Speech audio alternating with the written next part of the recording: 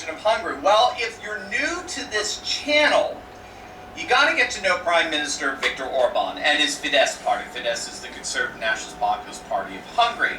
And as you can see, they are very, very traditionalist as well. Back in 2018, Viktor Orban won in nothing less than a massive landslide. It was his third straight term overall. It was his fourth term. Orban first served a 4-year term back in 1998 with a little bit of an interim break there. He is to date the longest serving prime minister in post-communist Europe.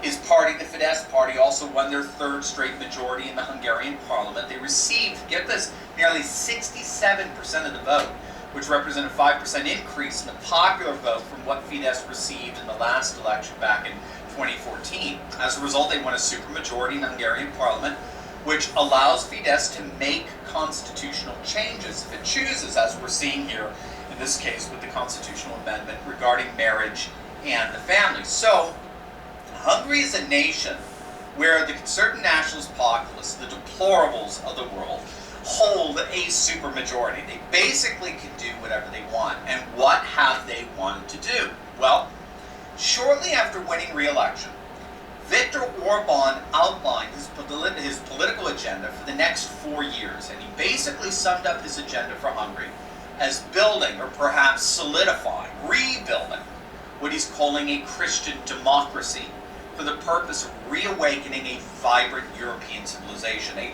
post-globalist civilization of a renewed Christian Europe. Now, his Christian democracy has more or less 4 tenets to it. First, a Christian democracy absolutely affirms the separation of powers between church and state. So we're not talking a theocracy here. The church is not the state is not the church. So while it recognizes separation of powers, it emphatically does not recognize a separation of purpose. There's a separation of powers, but not a separation of purpose. The church and state are 2 very different institutions, but they both serve a common end or goal, which is to honor and celebrate and preserve the nation's Christian culture, customs, and traditions. So as Orban explains it, this is in no way, shape, or form a theocracy where nations are ruled by the church or by a council of religious leaders or anything even remotely like that.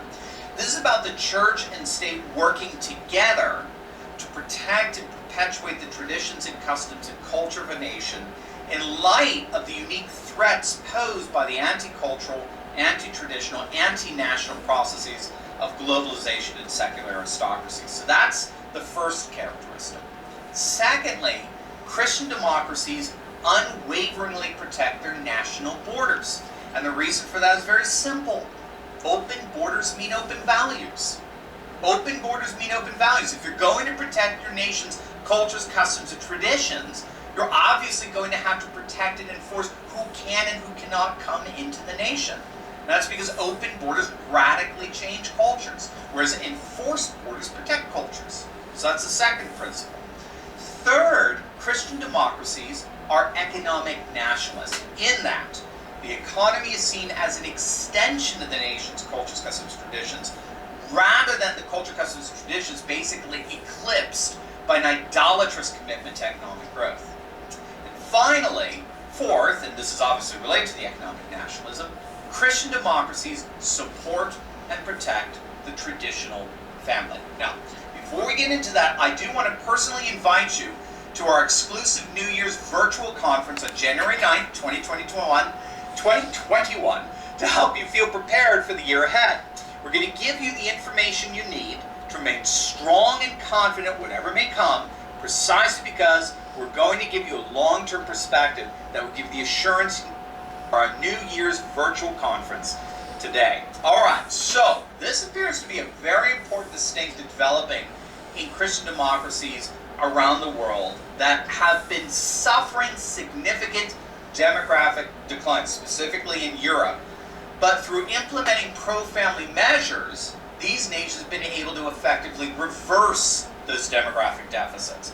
So we're seeing concerted efforts to revitalize the traditional family, particularly in Orthodox nations such as Russia and Georgia, as well as Catholic nations such as Poland, Catholic/Protestant, and Hungary.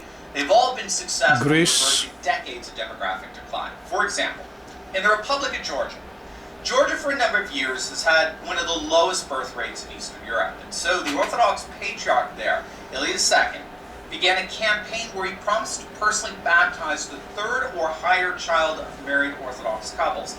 You had to have at least 2 or more children, and then he would personally baptize them. Well, this was back in 2008, and since then, to the astonishment of demographers, Georgia's gone from having one of the lowest birth rates in Eastern Europe to today now actually having one of the highest. In fact, we're seeing a comparable demographic reversal going on in Russia and in Poland. And of course, without a flourishing, ever-expanding demography, a nation becomes inevitably dependent on immigration for funding its entitlements and social welfare programs. Open borders means open values, right? Which in turn ends up eventually destroying its distinctive customs and traditions. And of course, this is exactly what's been going on throughout the EU member nations, most of which are going through a severe demographic deficit, since we're finding that secular globalist societies don't reproduce. They celebrate alternative lifestyle values, modern contraception, they make it on par with traditional family, and in the final analysis, as for example detailed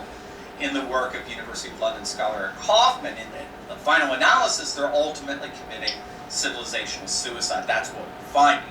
By contrast, Christian democratic societies celebrate the traditional family, and they see the traditional family as the foundation for a stable and moral and flourishing society.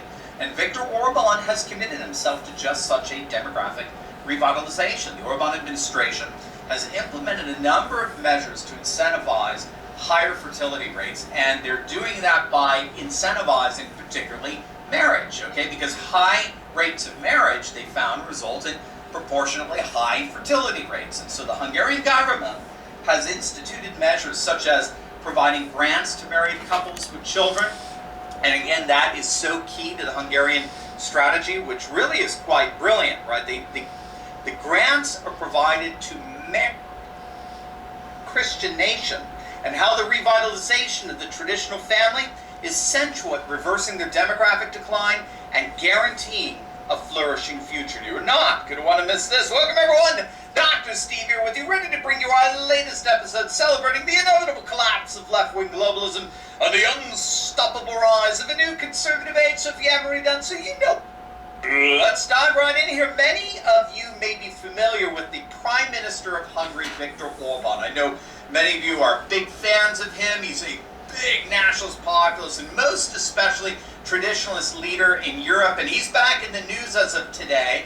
Lawmakers in the Hungarian parliament, in an effort to both revitalize and protect traditional Christian values, has successfully amended the definition of the family in the Hungarian constitution. Now, the amendment stipulates explicitly that a mother is a woman, a biological woman, and the father is a man. Now, this amendment, which is the 9th Amendment to Hungary's constitution, also protects a child's right to identify with their gender at birth, and a right to, and I'm quoting here directly from the amendment, a right to, quote, an upbringing based on Hungary's constitutional identity and Christian culture, close quote.